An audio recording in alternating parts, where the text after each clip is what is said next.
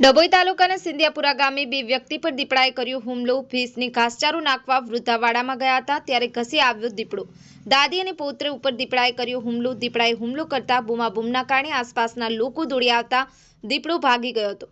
દીપડાના હુમલામાં 64 વર્ષીય અમીનાબેન રફીકભાઈ સિંધીને મોઢાના ભાગે ઈજા અને 12 વર્ષીય પૌત્ર અયાન અલાઉદ્દીનભાઈ સિંધીને પગના ભાગે ઈજા। બંને ઈજાગ્રસ્તોને ખાનગી દવાખાને સારવાર લીધી હતી।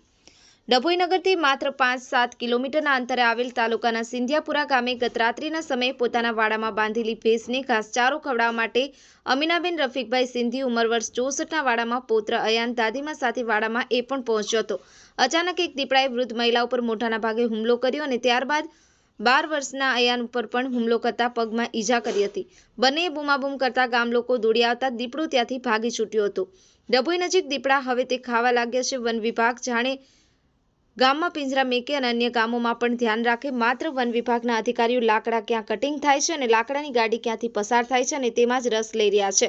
લોકોની તો ક્યાં જ પડી હોય તેવું લોકો દ્વારા લાગી રહ્યું છે। ફઝલ રઝાક ખત્રી, ગુજરાત અદ્ભુત ન્યૂઝ ગુજરાતી, डभोई। क्या हुआ था खाला? मैं घास नाखने गई ने वो ठेले भीगे लेने गई ने तो छोकरे को उमला कान तो छोकरे को फेंक दिया અને मुझे उमला करा मेरे पे। क्या था? दीपड़ा। फिर क्या हुआ? फिर कहीं नहीं पड़ गई, बेहोश हो गई, बीपी बढ़ गई, અહીં लगाए पग में लगाए। શું થયું? હવે આ હમીદાબેન વાડામાં ગયા ભેંસોને ઘાસ નાખવા માટે, તો એક દીપડો આવી ગયો। દીપડો આવવાથી પેલા છોકરાને પકડવા માંડ્યો તો હમીદાબેને દોડીને છોકરાને પકડ્યો તો એમને અહીં આગળ મોં આગળ પંજા માર્યા, બીજું એમને ઈજા કરી। તો ગામ લોકો દોડી પડ્યા તો બચી ગયા। તો મારી સરકારને નમ્ર વિનંતી એવી છે ફોરેસ્ટર ખાતાને કે આજુબાજુ ગામડામાં કંઈ બી એને સિંધિયાપુરાને પિંજરા મૂકે ને એને પકડવાની કોશિશ કરે।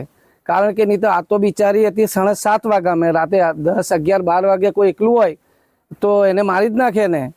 એટલે આ ફોરેસ્ટર ખાતાને જાગૃત થાય એ અમારી નમ્ર વિનંતી છે। આપણી આસપાસ બનતી ઘટનાના સમાચાર જોવા માટે ગુજરાત અદ્ભુત ન્યૂઝ ગુજરાતીને લાઇક કરો, શેર કરો, ચેનલને સબસ્ક્રાઇબ કરો।